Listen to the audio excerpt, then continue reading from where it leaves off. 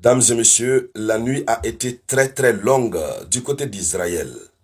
La nuit a été très longue et très perturbée. L'Iran ne décolère pas. Il faut dire d'ailleurs que des deux côtés, ça ne décolère pas. Israël continue de bombarder l'Iran. Téhéran, la capitale, est visée. Elle a été visée toute la nuit. Mais aussi et surtout, l'Iran ne décolère pas du tout. L'Iran ne fait que frapper Israël. Mais les images que vous voyez là, ce ne sont pas des images de Téhéran. Ce sont des images qui nous parviennent tout droit d'Israël. Oui, ce sont les Israéliens qui se sont réfugiés. Oui. Voyez-vous, ce sont des images que les médias occidentaux ne vous afficheront pas. Non. En tout cas, c'est quelques-unes, quelques rares des unes de ces images qu'ils vont vous afficher. Puisqu'ils ne veulent pas que le monde comprenne réellement ce qui se passe du côté d'Israël. Un pays où déjà le porte-parole de l'armée est sorti pour dire ne photographiez pas les impacts des frappes iraniennes, ça doit dire beaucoup de choses. Le conflit est en cours, mais il y a la guerre de l'information. Il joue beaucoup plus avec ça. Et c'est ce qui fait croire au monde entier que Israël est en train de dominer l'Iran. Quand vous partez sur la plupart des médias occidentaux, on vous montre les frappes que Israël a eu à faire sur l'Iran. On vous dit, bon, l'Iran aussi a frappé, mais on ne vous montre pas réellement ce que l'Iran a fait, les dégâts. Or, si on veut comparer, à titre de comparaison, ce type d'image, est-ce que vous avez déjà vu ce type d'image concernant les Iraniens? Il n'y en a pas pour le moment. Il n'y en a pas. Donc, lorsque vous mettez dans la balance, en voyant ces images, vous comprenez automatiquement, c'est chaud, c'est très chaud sur qui? C'est vraiment chaud sur Israël. Et c'est de cela que nous allons parler dans le cadre de cette vidéoconférence. Mais avant de continuer, avant d'aller dans les profondeurs, je vous demande, comme d'habitude, de poser le geste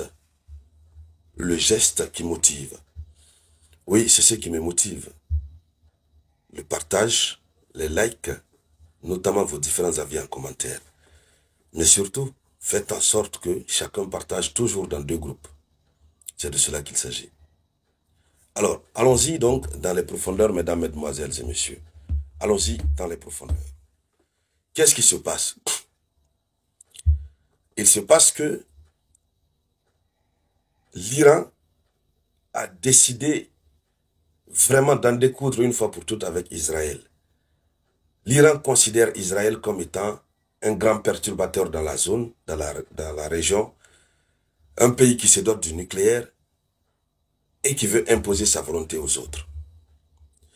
Voyez-vous les images que vous voyez là? Ce sont des alertes normales qui ont été lancées par les autorités israéliennes. Les autorités israéliennes lancent des appels normaux pour dire aux gens de se mettre à l'abri. Oui. Donc, différemment de l'attaque cybernétique, même si l'attaque cybernétique, ça fait en sorte que les citoyens israéliens sont obligés d'aller se mettre à l'abri, et puis après on les perturbe. Mais ce sont des alertes normales.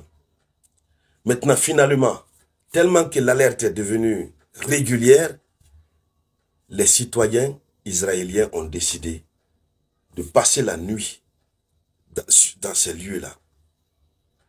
Des stations de métro, des stations de train, en tout cas des zones fortifiées. Ils ont préféré maintenant quitter leur maison, venir passer les nuits ici. C'est-à-dire, au lieu de rester dans ta maison, tu reçois l'alerte, et puis on te dit, sors, tu sors, après 1 heure de temps, on te dit, tu peux rentrer dormir. Tu rentres encore, tu te couches après juste 20 minutes, au moment où le sommeil veut venir. On te dit encore, sors, va te mettre à l'abri. Beaucoup préfèrent ces lieux-là. Ils viennent se coucher. Donc, ils dorment à l'abri. À savoir si ça aussi, c'est vraiment un vrai abri. Est-ce que les missiles iraniens ne peuvent pas transpercer ces choses? Et pour dire vrai, ça ne va pas. Les gens ne dorment plus en Israël. Ils ne dorment plus. Ils ne travaillent plus. S'ils doivent passer toute la journée comme ça, toute la nuit comme ça, c'est-à-dire la nature de la violence de ce conflit, c'est très différent de ce que nous avons vu du côté de l'Ukraine. Hein. C'est très très différent. Au moins en Ukraine, les gens sortent, ils partent travailler, etc., etc. Oui, mais avec ce que nous voyons là, j'estime que c'est impossible de travailler. Bon, à moins qu'on me dise le contraire, là je ne dirais pas autre chose, mais je pense que avec ça là, c'est difficile de travailler. D'abord, tu passes toute la nuit sans dormir.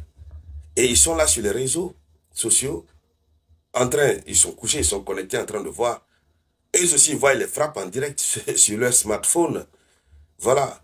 Certains même en train de suivre le samouraï. C'est ça. Donc, tu passes toute la nuit comme ça, ils passent toute la nuit comme ça. Le matin, où est-ce qu'ils peuvent aller travailler? Et le pire, c'est que ils se sont réveillés ce matin du 18 juin, du mercredi 18 juin 2025. Ils se sont réveillés avec des alertes encore.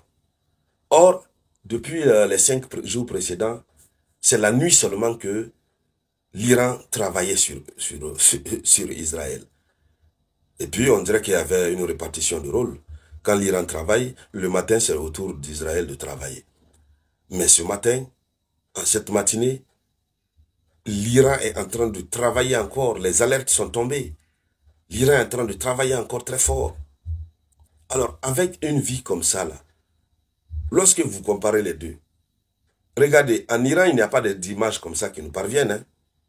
Ça veut dire que les Iraniens sont encore rassurés, ils ont la tête sur les épaules. Leur système de défense est vraiment encore opérationnel. Et donc, ce qui fait que l'impact des missiles qui sont lancés ou des drones qui sont lancés par Israël n'est pas aussi grand que ça. Donc, pour le moment, chacun dort dans sa maison.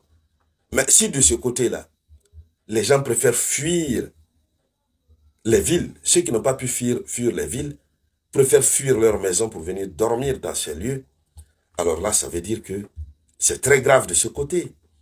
Et ce sont de ces images que les gens refusent de vous montrer.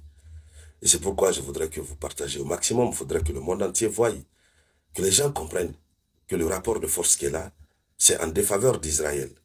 À moins que les Occidentaux, les alliés d'Israël interviennent. Sinon, l'Iran risque... ce que l'Iran risque de faire à Israël, là, ce serait inédit. Alors, dames et messieurs, voici la une de l'actualité. Voici comment les Israéliens ont passé la nuit. Mais le pire, c'est que les Iraniens ont utilisé un autre type de missile cette nuit, toute la nuit. Le missile Fatah. Nous reviendrons là-dessus dans la prochaine vidéoconférence. Merci donc à toutes et à tous.